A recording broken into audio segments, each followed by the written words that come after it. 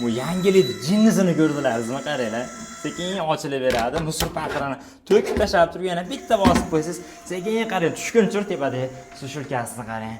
Sekin tushirasiz, idishlaringiz kerak bo'lsa qo'yasiz, kerak bo'lsa olasiz, yana tevaga ko'tarib borasiz. Qarang, bo'yi pastlar uchun ham bu yaxshi zo'r imkoniyat bo'lgan.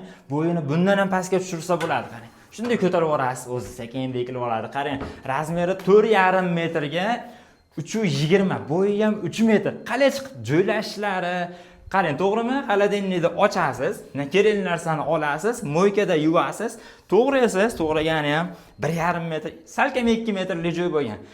Bu qatga solib, qozonga solib, bir nimalar qo'yasiz, qarang, metrlarga ham sekretli tortmalar qo'yilgan, qoshiq, pichoq, yana kapko'l, yelkalar qo'yib yuborsa bo'ladi.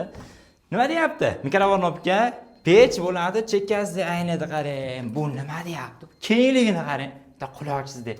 Bundan ham katta. Xullas, yoqqan bo'lsa bitta like bosib qo'yasiz. Fikrlaringiz bo'lsa bildirib qo'yishingiz mumkin. Shunaqa mebellar kerak bo'lsa, gajim mebelga aloqa qilib ko'rasiz.